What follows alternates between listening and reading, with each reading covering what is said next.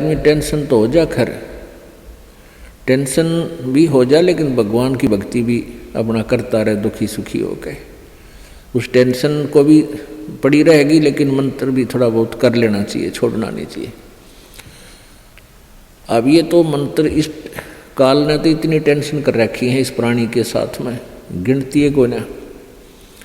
घर में को वासनी हो जाए तो टेंशन, और छोटे मोटे व्यवसाय में 100 घाटे बाधे हों उसमें टेंशन, पता नहीं कितने प्रकार की समस्याएं हमारे जान में डाल रखी हैं काल ने। काल का ये उद्देश्य है कि ये भक्ति ना करें।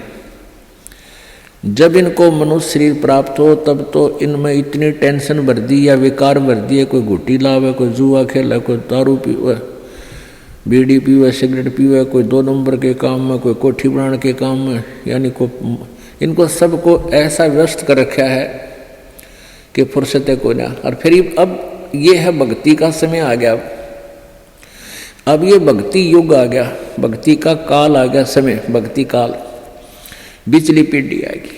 और इसमें काल ने कथित पूरा अंगा ला दिया। ऐसे ये टेक्निकल जो ना ऐसे बना दिए इलेक्ट्रॉनिक इंस्ट्रूमेंट, जैसे mobile phone, TV, satellite, internet, कि ये जीव जब भी आँख खुले रात ने या तो मोबाइल में बकवास देख ले, या सामने टीवी रिमोट से ऑन, उठ के भी ना जाना, रजाई में पड़ा पड़ा ऑन कर ले, उसमें नाचने गाने बकवास सुन ले, यानी भक्ति से कोसों दूर रहे ये प्राणी। अब इसने कितना कुछ, अभी 20-30 वर्ष से आप देख रहे हो कितना कुछ ये साइंस ने तरक्की कर दी, या काल गिवन है, इस काल ने दे रखी है। और परमात्मा ने भी ये समय इसीलिए चुना था कि अब ये जो साइंस के इंस्ट्रूमेंट हैं ये हमारा काम आएंगे। एक जगह बैठे और लाखों करोड़ों जगह टीवी में परमात्मा की महिमा को घर बैठे सुन सका करोगे। हम इनमें बकवाद क्यों देखेंगे, हम भगवान देखेंगे, परमात्मा की चर्चा सुना करेंगे, तो हम इसका सदुपयोग करेंगे। तो पुण्यात्मा ये परमेश्वर कहते हैं, जिन हर जैसा सुमरिया और ताको तैसा लाभ, ओसा प्यास न भाग ही जब लग दसैनी आब। जिन्होंने जैसी भी भगवान की भक्ति की है उनको उतना ही लाभ अवश्य मिलेगा। और ओस पीने से प्यास नहीं बुझती, ओस चाटने से प्यास नहीं बुझती। प्यास बुझेगी गट गट गिलास पीते पानी के, गिलास पीवा जब प्यास बुझेगी। तो हम पहले क्या करते थे, दान धर्म कितना करते थे, 2 रुपये चढ़ा दिए को 5 मुश्किल थे, 10 चढ़ा दिए तो बड़े खुश होया करते थे। या 100 रुपये का प्रसाद बांट दिया हनुमान जी के मंगलवार ने, तो ये हमारी पूजाएं थी। तो ये तो हम ओस चाट रहे थे।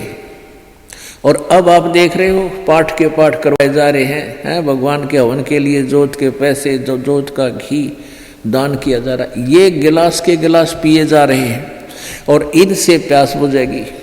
कोई पाठ करवा रहा है, कोई वैसे गुप्त दान, खूब वैसे दान दे रहे हैं, तो ये गिलास के गिलास पानी के पिए जा रहे हैं, इनसे प्यास बुझेगी, इनसे आपको पूर्ण लाभ होगा। और सतभक्ति मंत्र करेंगे, आजीवन मर्यादा बढ़ेगी। अब ये टेंशन तो काल ने या पैदा कर रखी है कि वो भक्ति ना कर सके, लेकिन इन टेंशनों में ही आपने भक्ति करनी पड़ेगी। चाहे रो के करो, चाहे खुश होकर कर लो, दुखी होकर कर लो। मान लीजिए कोई घर का सदस्य उपदेशी नहीं था, उसकी मृत्यु होगी, दुख तो बहुत आता है, क्योंकि हमारा एक हमारे अंदर एक ऐसी व्यवस्था बन गई, हम रह नहीं सकते, रोना भी पड़ेगा, भाई खूब बुरा हाल विलाप भी करेंगे, लेकिन फिर भगवान भी फिर याद रखे, परमात्मा ये क्या ले गए इतने दिन, उन बातों ने ध्यान रखे कि ये क्या लेके गया। अगर हम ये भक्ति कर रहा होता, परमात्मा इसको जीवन दान भी देता, इसकी आयु भी बढ़ा देता, यदि सत भक्ति करता था। और ये लेके क्या गया, सारा जीवन बर्बाद कर गया। तो इस प्रकार इन सब विचारों को ध्यान में रख के, सब बातों को विचार करके और भजन जरूर करें। चाहे याद तो बहुत आते हैं, मृत्यु को प्राप्त हो जाते हैं जो साथी परिवारजन, लेकिन भगवान भी रो रो के मालिक ने भी याद रखे, मतलब भूला नहीं भगवान को। और भी कई प्रकार की टेंशन हो जाती है, किसी प्रकार की कई चिंताएं होती हैं, लेकिन चिंताएं तो हैं, चिंता भी नाम से ही समाप्त होंगी और परमात्मा की भक्ति तक करनी पड़ेगी, इन चिंताओं में करनी पड़ेगी। एक समय एक दरोगा जी जून के महीने में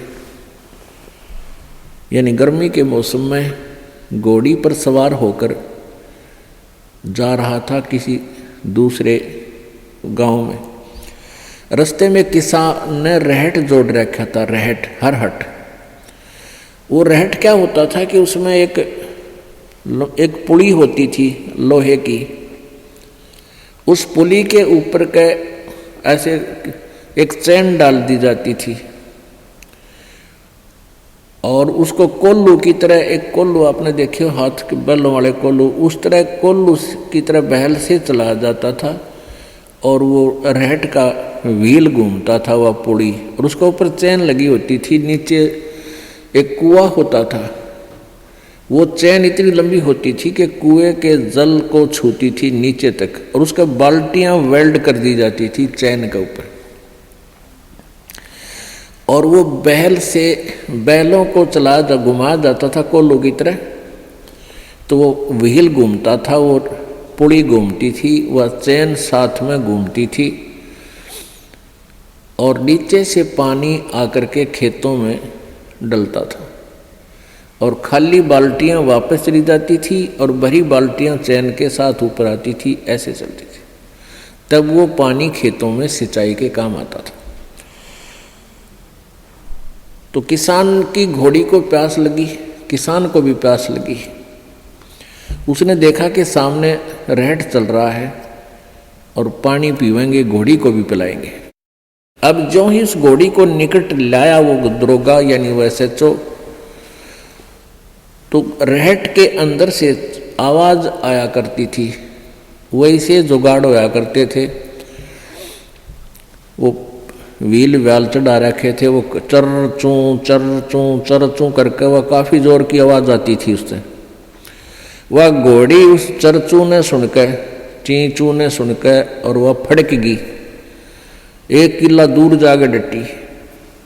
दरोगा जी गुस्से में हो गए, करे किसान या चू बंद कर दे भाई, चीचू बंद कर दे, मेरी घोड़ी डर रही है, मैंने पानी पीना और पिलाना है। अब किसान ने वो बैल रोक दिए, जो बैल चल रहे थे, कोल्लू को सा फिरा रहे थे, उससे वो चलने से आवाज आ रही थी, पानी भी आ रहा था। तो किसान ने वह बैल रोक दिया, तो पानी आना, जल आना भी बंद हो गया और आगे जल सीधा खेत में जा रहा था। खेत में जल साथ साथ वह जमीन प्यासी थी, पी रही थी। जल घोड़ी के पीने योग्य एकत्रित नहीं रहा, घोड़ी निकट आई, जल था नहीं। दरोगा जी ने कहा कि एक किसान जल निकाल। उसने फिर बैल का डंडा मार दिया, बैल चला तो चूं ची चूं, फिर हुई घोड़ी, फिर भागी। वो किसान को उसने कहा, दरोगा ने गया चूं चूं बंद करवा, ची चू बंद कर। उसने फिर बैल रोक दिया, वो फिर घोड़ी लिया, पानी पाया नहीं। तब वो किसान बोला, दरोगा जी इस ची चू में पी गए तो पी गए ना, दोनों मरोगे तुम। तो ये ची चू में ही पीना पड़ेगा ये जल, राम नाम का भाई। जब राम नाम बंद कर दिया तो भक्ति गई, वह चू चू तो फिर फायदा क्या हुआ, वह टेंशन तो सहे से भक्ति और बर्बाद होगी। तो इस ची चू में पानी पीना पड़ेगा, जल पीना पड़ेगा भाई, हिम्मत रखो और एक दिन परमात्मा ऐसी कृपा करेगा या ची चू भी बंद हो जाएगी, क्योंकि परमात्मा के नाम से सब दुख दूर होते हैं। कबीर 5 पहर धन दे गया और 3 पहर रया सोए, एक पैर हरि ना भजा फिर मुक्ति कहाँ से होए। 8 पहर 24 घंटे को 8 पहर में, पहले 8 पहर होती थी 24 घंटे की। अब परमात्मा कहते हैं तो एक पैर में 3 घंटे हो गए। तो परमात्मा कबीर जी ये बताना चाहते हैं कि 3 पैर तन धंधा करया 15 घंटे, 5 पैर तो 3 पैर तो सो गया, यानी एक दिन रात टोटल पूरा कर दिया। और एक पैर हरि ना बजा, 3 घंटे भी भगवान को नहीं दिए तूने।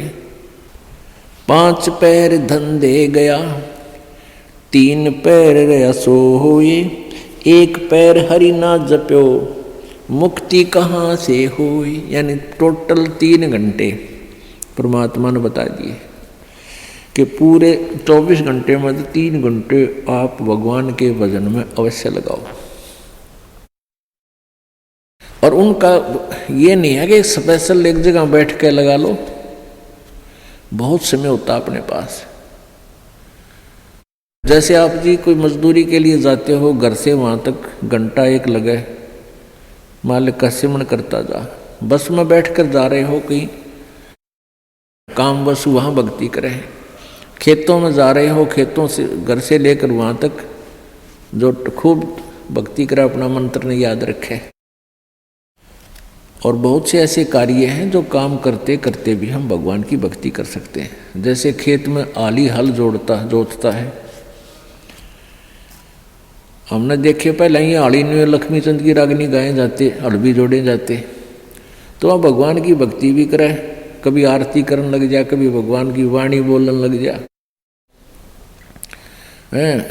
कोई फिल्मी गाने गावे है, कोई और बकवास सोच रहा है।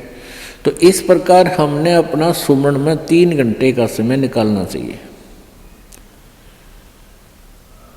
जैसे सुबह का नित्यनेम पौना घंटा लगता है, 15 मिनट की असुर निकंदन रामायणी 1 घंटा तो हो गया।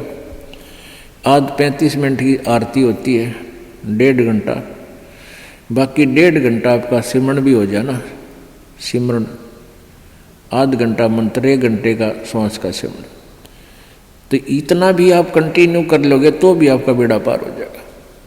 ये सत्कर मान ली, क्योंकि आप जी बहुत से पापों से बच गए, सब बुराइयां त्याग दी, भगवान से डर कर रहने लग गए। इच्छा कर मारे नहीं, बिन इच्छा मर जा, कह कबीर दास का पाप नहीं लगा। जैसे जब तक आप जी ने ये सत भक्ति नहीं ली, परमात्मा कबीर जी की साधना नहीं की करते, तो और उपासना जो करते हैं ब्रह्म तक, पर ब्रह्म तक, ब्रह्मा विष्णु महेश और दुर्गा तक, इसमें सभी जो पूजाएं करते हो उन पूजाओं का फल और जो पुण्य करते हो उन पुण्य का फल अलग से लिखा जाता है। और साथ में जो आपके द्वारा पाप होते हैं,